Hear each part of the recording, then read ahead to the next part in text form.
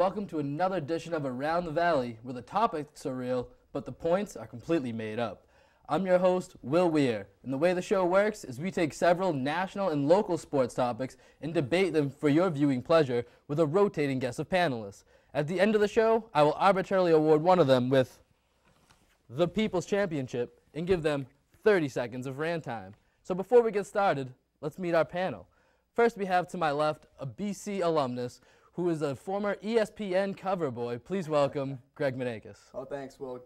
Great to have me here. Great to be here. You know, it's a great change of pace for my normal Wednesday night routine, which is to sit at home and watch episodes of The Voice on demand. Well, thank you for that. And to his left, we have a senior here at UMass, the one, the only, Alex Schofield. Thanks for having me, Will. I'm pretty excited to be here. All right, guys, well, let's hop right into it. The first topic we have is going to bring us directly to Fenway Park, where despite being very early in the season, there already seems to be a lot of trouble in Beantown. Bobby Valentine has come in as the new manager of the Red Sox and has created quite a stir with several different major occurrences in the first couple of games.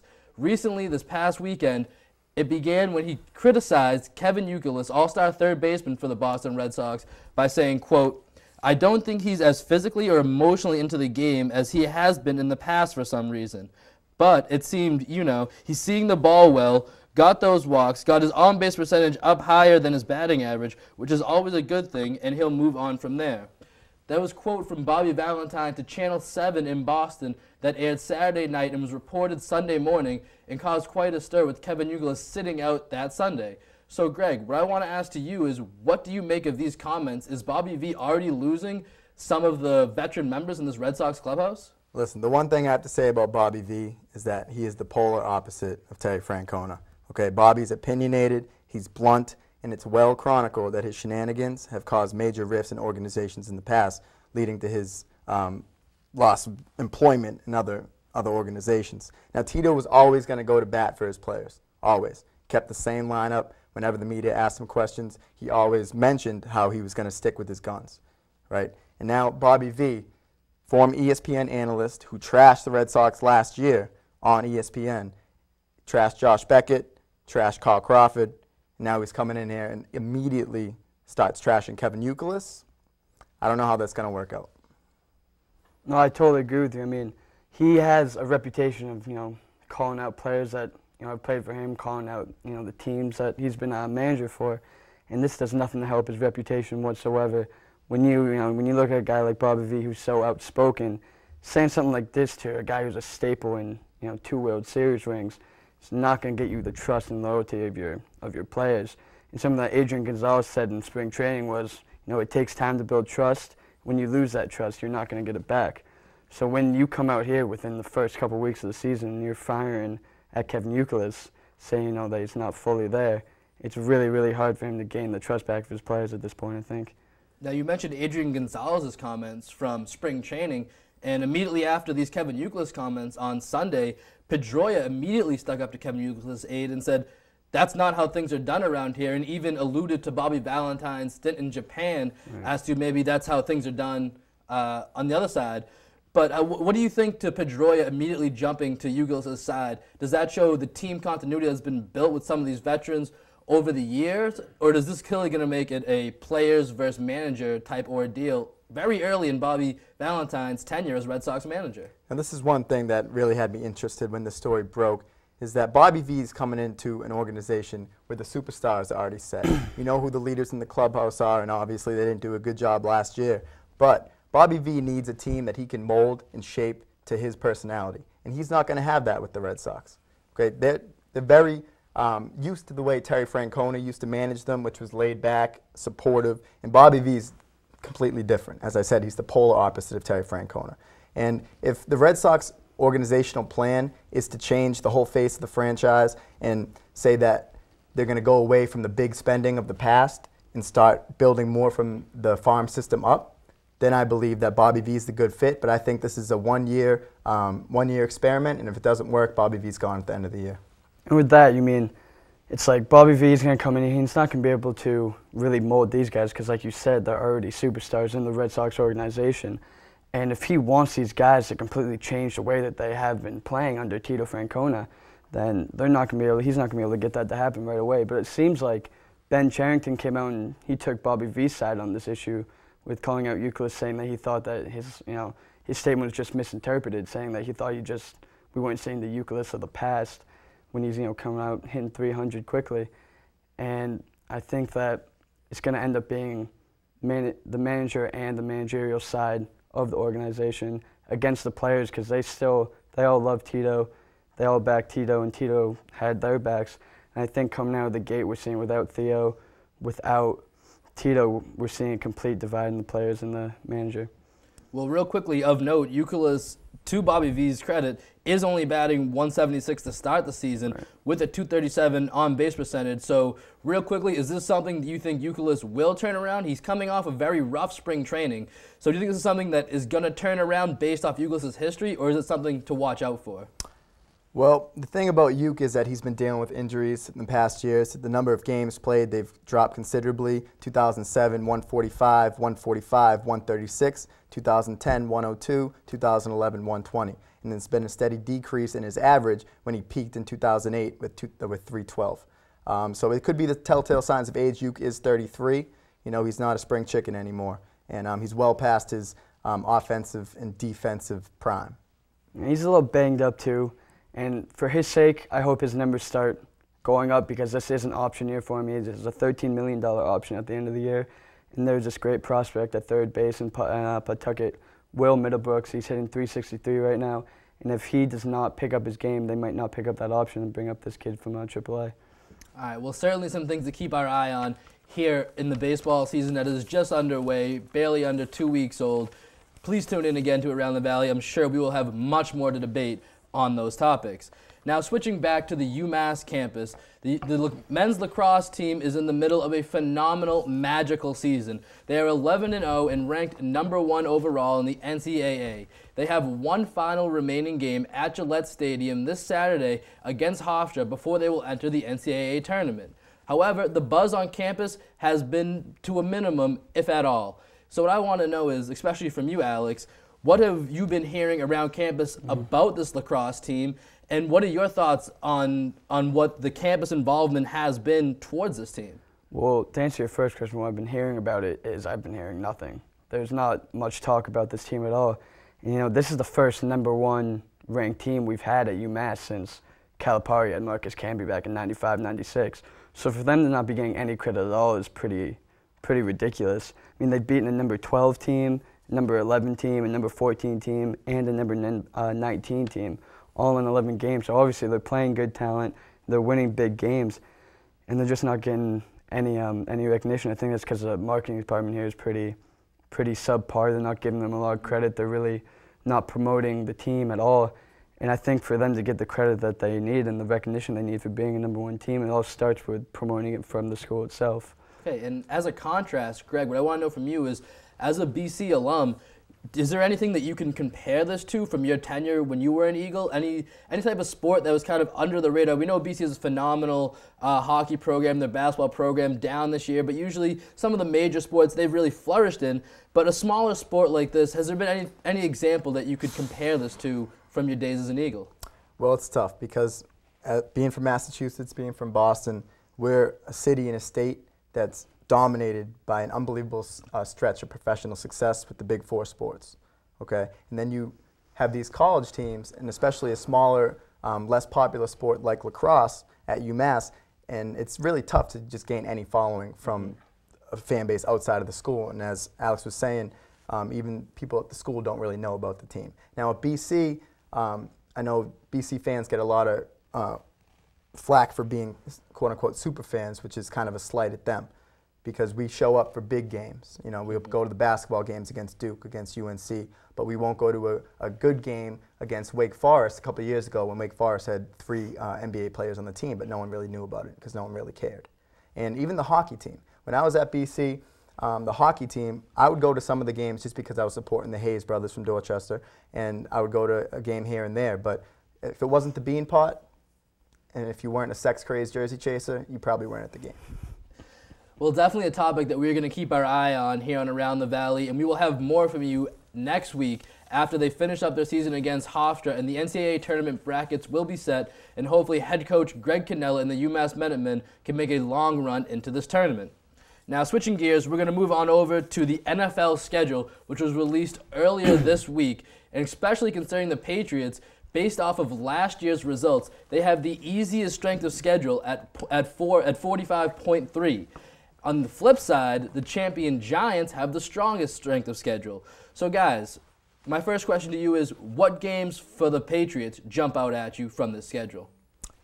Now, well, listen, I love football. I love the Patriots, but it's tough for me to get excited about the regular season after what happened in the playoffs last year. This is an organization that prides itself on championships.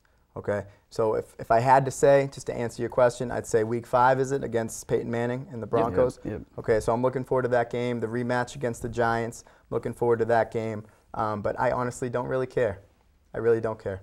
I want to see us win a championship, and if Tom Brady isn't hoisting the Lombardi Trophy over his head at the end of the year with the smile of a little kid who has supermodels on his wall instead of the self-assured smile of someone who's dating a supermodel, you know, then I won't be happy with this year. I want Tom Brady of old. Well, I think every Pats fan wants Tom Brady holding up that trophy with the smile of a little kid. But I mean, I'm excited for this little stretch towards the end of the year. They have 2 home games in a row, one against Houston, one against San Francisco. And I'm excited to see those 2 games because both of those teams play unreal defense. And I'd love to see how, up to that point, we don't really play many great defenses besides the Ravens. So I'd like to see how, against such a weak schedule, against such a weak AFC East, a weak NFC West that we play this year, I'd like to say how Tom Brady and that offense comes out and slings the ball against great defenses like Houston and San Francisco. Yeah, as you guys have mentioned, some games to watch out for. The Patriots will host the 49ers, Texans, and Broncos this year. And on the road, they'll be at Baltimore and at the New York Jets on Thanksgiving, which should make for some great TV. But another thing I want to bring up, the strength of schedule. This early, we haven't even gotten to the draft yet. Does it really matter? Skull, you want to go? You know what? Part of me thinks wants to think it does. I don't really think it does. You see in the NFL, like I forget what the division is. I think it's the NFC East, where they have had the person who came in last has won that division the next year. I think it's the NFC East. I'm not sure, but just shows there's a lot of parity among the middle teams in the NFL. There's not much, you know. There's elite teams like you got your Steelers, you got your Patriots. You know, when Manning was on the Colts were up there. Now Green Bay, I think, is in that level. But before that, you know, or aside from those elite teams, there's a lot of parity right in the middle, and you see a lot of, you know, pushing around for position to fight for the, you know, wild card or fighting for divisions. So I don't think strength schedule this early really matters too much, but, you know, it's a good little basis to see who you're playing from, how bad, or who you're playing, who they were last year compared to where they could go in the future. Yeah, and I heard that the last maybe 5 years or so, the team with the weakest schedule going into the year hasn't even made the playoffs. The Patriots had the second weakest schedule last year, and they ended up making the playoffs, but I don't know if that bodes well for our chances, but I think we're a good enough team where we're going to overcome that. But this season, for me, it really speaks about the individual stories that I'm looking forward to. I want to see Peyton in Denver. I want to see the RG3 Andrew Luck matchup, okay, whatever teams they end up on. I want to see Michael Vick. I want to see if he comes back with the magic that he had. Adrian Peterson, a lot of people aren't talking about him. He tore his ACL at the end of the year. Best running back in the league. Will he return to form? And I believe Trent Richardson is going to have something to say about that. Trent Richardson is going to be the best running back in the league this year and for the next 5 years to come. Well, a bold statement for sure from one Greg Manakis on Trent Richardson, who, to be honest, we don't even know what team he will play for in the NFL. But on that note, the draft is coming up, so please tune in. We will have more on the NFL draft after it takes place and on the location of where Trent Richardson will become the next great thing in the NFL. Now, heading over to the NBA, it is just around the corner, a week and a half away until the playoffs, and I have 2 men on this set right now who I know are jumping at the bit to talk playoff basketball. So we're going to jump right in. We're going to head out to the West Coast. And Alex, the first topic I want to bring up is the #1 seed between San Antonio and OKC Thunder is up for grabs right now. San Antonio with a slight edge after last night's victory over the Los Angeles Lakers. Who do you see with the edge in this race, and who do you see this #1 seed being more valuable to? I think, no question, OKC ends up with this #1 seed. And just in the past, you know, Popovich has never played his premier players going down the stretch when you know he's going to make the playoffs. Also, OKC they have 2 games against the Kings. They only play 1 good game in the last 5 games against the Lakers, who don't even have Kobe. So I think they come away with the #1 seed. But with that being said, I love the Spurs. They play unbelievable defense, and they just have such great team chemistry. Do they have any playoff hangover from last year being that #1 seed and then being upset by the Grizzlies in the first round? I don't think they do, just because Ginobili, Parker, Duncan, they're all proven playoff contenders. They've won championships together. They know how to get it done once it comes playoff time. I mean, this year, the 28-11 versus teams were over 500, 20-9, against teams in the Western Conference playoffs. So, I mean, these guys know how to win. They know how to beat good teams. And I think every year I keep thinking, all right, this is the year they're going to be too old, and they just keep proving me wrong. And I think for once I'm not gonna say that I'm going to bet on the Spurs this time. Yeah, well, I think the Western Conference the success of each individual squad is predicated upon the matchups. So if Oklahoma City gets the 1 seed, San Antonio gets the 2, we still don't know who's going to get the 3 or the 4, and Memphis is only a game behind the Clippers for the 4 seed, so which means there are only 2 games, game and a half out of the 3rd seed, right? So that's going to change a lot of things to the end of the year. These games mean something, which is something that hasn't happened in the last couple of years, and Popovich might actually want to avoid a tough playoff matchup with, say, the Grizzlies in the 2nd round, who they lost to last year. I think Oklahoma City, they need to avoid the Los Angeles Clippers, who have their number, right? They're 1-3 against the Clippers this year, and the Clippers just have the one power forward in the league that can intimidate Serge Ibaka and intimidate Kendrick Perkins, which no other team really has. Maybe Andrew Bynum might have something to say about that, though. Well, we talk about the top of the Western Conference standings. Let's head down to the bottom, where Phoenix, Houston, and Utah are all within a half game of that last spot, and Dallas only a game and a half up for the 7th spot, the defending NBA champions. Greg, what do you see working out down there in the bottom, which was an area that the Grizzlies made a tremendous playoff run out of last year and could still be a very dangerous spot if the right team gets it? I don't know about that, Will. I just don't see anybody at the bottom of this conference this year beating someone at the top, just because I think the Spurs, they learned their lesson from last year, and they're not going to run into a terrible matchup like they did with the Grizzlies last year, which was just a young team that was taking on a member of the old guard with injured Ginobili, who had the broken elbow. So I don't think it's that big of a deal. The bottom, like whoever makes it, good. I want to see Steve Nash get one more shot, okay, with the Suns, so I want to see him get the 8th seed. But honestly, I think whoever wins the 4 or 5 matchup, and right now it's Los Angeles Clippers against the Memphis Grizzlies. Just subject to change at this point, as we just mentioned. Yes, it is subject to change. But I think whoever wins that matchup, if it stays as is going to run the table all the way to the championship and lose to the Celtics. All right, well, you're jumping ahead a little bit here. Alex, let's get your take on the bottom 4 seed, on the bottom 2 seeds with 4 teams in the Western Conference. It's a pretty interesting little thing they got going on there with just everyone's so close in the seedings. But I like Denver at 6, Dallas at 7. I like Houston to sneak in at the 8th seed. They're a little bit behind right now, but they got a great wing scorer in Kevin Martin. Kyle Lowry's one of the most underrated point guards in the game. He's just a little worker. They got great role players coming off this bench. They got Terrence Williams, Chase Buninger, and they got Marcus Camby at the trade deadline. You know, they know how to score the ball too. They're 10th in the league at scoring. So as much as like Greg was saying, I'd love to see Steve Nash get another shot at this because he's been there for so long. He deserves another shot at it. I just think Houston has too much, and I think they bump him out of the 8th seed. I think Houston gets in the 8th seed. All right, well, Western Conference playoffs, they will be set in about a week and a half or so. We will have more on that once that is finalized. For now, let's flip on over to the East Coast where the Celtics reside, currently as the number 4 seed, but there are many dangerous teams in the East, specifically the 1 seed Chicago Bulls, who have played much of the season without the injured Derrick Rose, the 2 seed Miami Heat, who of course have the big 3, and not to be forgotten is the Indiana Pacers at the 3 seed, who have been 9-1 in their last 10 games. So first, let's start off. Who are the dangerous teams in the Eastern Conference? Most people associate Chicago and Miami with Boston as a third trailer, but don't forget about the Pacers. Where do you guys see that all shaking out to?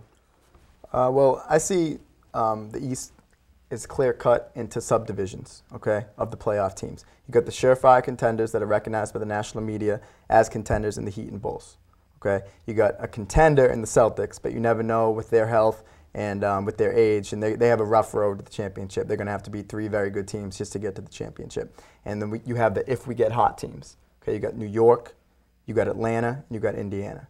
And then you got the teams outside looking in, Philly, Orlando, and maybe Milwaukee. So that's how I see the East broken down into the subdivisions of the playoff teams.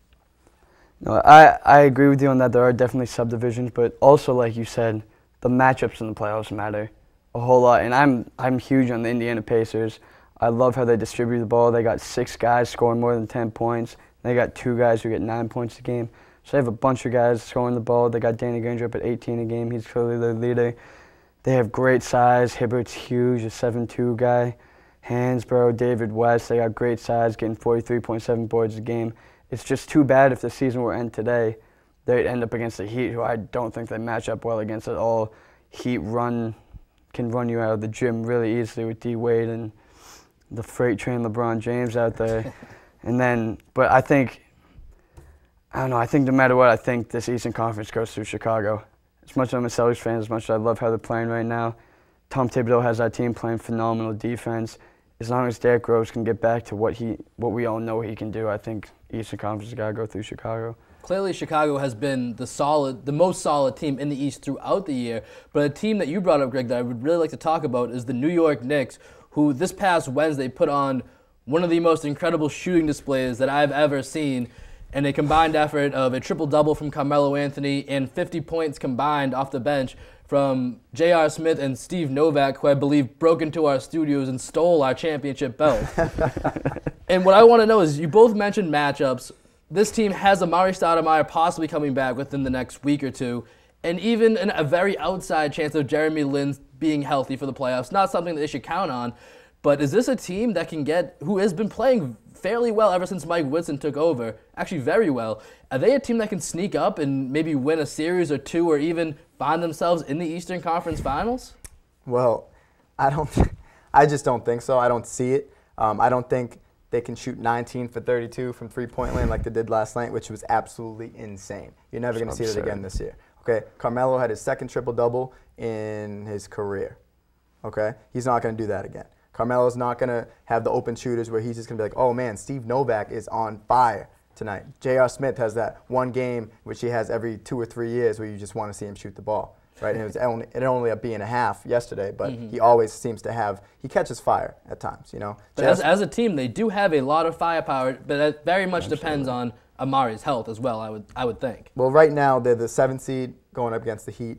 Now, I think they match up well against the Heat. I really do. I agree. But I just don't see LeBron's one of the best defenders in the league. He's probably going to win Defensive Player of the Year, especially with Dwight going down with back spasms or herniated disc or whatever he has.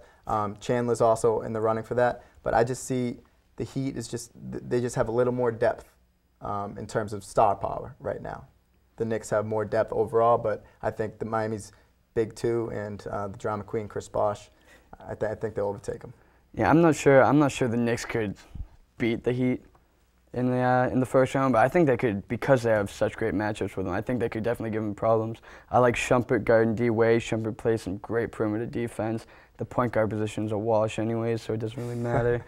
I mean, Carmelo at least has the size to stay with LeBron. You know, I think if they can get hot, like they showed against the Celtics, you know, they can win a couple games, but I don't think they have the firepower overall to take out a team like the Heat. Now, I think the one thing about Carmelo sizing up well, matching up well against LeBron, is that Carmelo let up 43 points to Paul Pierce last night. Okay, Paul Pierce hasn't had a 40-point game since, 2006 or 2007. If Carmelo wants to play defense like that, LeBron is going to torch him. Okay, really quickly before we move on, Eastern Conference Finals matchup, give me your 2 teams. Heat and Celtics. Bulls, Heat. Bulls, Heat, all right. Do stay tuned to find out what shakes down in both the Western and Eastern Conferences. Now we'd like to take a moment and welcome our newest segment as we head on over to The Garbage Can with the beautiful Mark McDonough.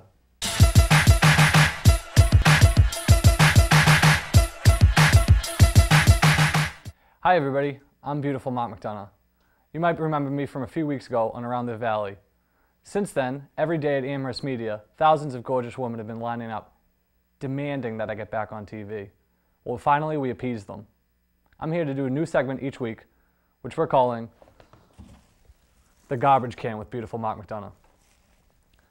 The first induction into the garbage can is none other than Red Sox head coach Bobby Valentine. Bobby Valentine, I think he's been hit in the head with a few too many stray foul balls. Every time he smiles, you can tell something stupid is about to irradiate from his mouth. He looks permanently drunk, and he once claimed he invented the wrap sandwich, as in Buffalo Chicken and Chicken Caesar. He made the ludicrous claim that he created it. So what did the Red Sox front office do? In the offseason, they inexplicably hired him. His first order of business, sit down and talk with the struggling Kyle Crawford? No, that would make too much sense. Instead, he decided to go on TV and verbally attack Derek Jeter, arguably the most respected player in the league. Great move, Bob. That could be okay, though, considering Yankee, arch rival. No big deal, right? Well, this past week, he goes on TV and insults All-Star and World Series champion Kevin Youkilis. Way to split the locker room and the fan base in the first 2 weeks of the season, Bob. Very Guillen-esque of you. I don't know if this guy has a medical condition where he can't shut his mouth, but it just doesn't seem to close. I think he needs to trade that bicycle and those tights in for a straight jacket, a muzzle, and that thing they wheel Hannibal Lecter in on. Somebody needs to fire this maniacal cartoon character before it's too late. So guess what, Bobby? This week, you're in the garbage can. Also, my second and final induction of the week is going to be the kid I saw wearing a Carlos Boozer Chicago Bulls jersey today. Were they out of Derrick Rose jerseys? Were they out of Luol Deng jerseys? The two guys that were All-Stars this season? The only thing that impressed me about you wearing the jersey was that you somehow managed to survive with all the rocks being thrown at your head. You picked the jersey of the guy that dyes his hair black and whose own kids cheer for the Miami Heat, your main rival. How terrible of a father do you have to be for your two young children to cheer for another team? Kid with the Carlos Boozer Chicago Bulls jersey, this week, you're in the garbage can. All right, thank you, everybody. That's my time. Back to you, Will. All right, thank you, Mark, for that always flattering and unique take on the world of sports. I'm sorry, but that brings us to the end of our show, and as you know, I have to arbitrarily pick a winner, and today's winner is, X gon' give it to you, it's Greg Manakis. Wow, I'm flattered, Will. Completely flattered. So is this my time where I can go off my rant? This is your rant time. Okay, well, if I have to rant about one thing, it's the Charlotte Bobcats. Okay, I know people were giving a lot of flack to the Washington Wizards earlier this year, saying that the Kentucky Wildcats might be able to beat them. I think the Kentucky Wildcats, with their 6 potential first-round draft picks, could take down Michael Jordan's Charlotte Bobcats of this year. Anthony Davis is going to be the best player on that team next year, and Michael Jordan, shame on you. You should not associate with your name, your legend, with such a pitiful organization, and for that, I'm taking away the belt from you, Michael. It's mine now. All right, thank you, Greg, for your rant time on the always potent, on the always tangent Charlotte Bobcats. That's all the time we have today here on the only show that goes from ashy to classy. This has been Around the Valley. Please tweet us at ATV_Amherst. Until next time, I'm Will Wier. Thank you for joining us.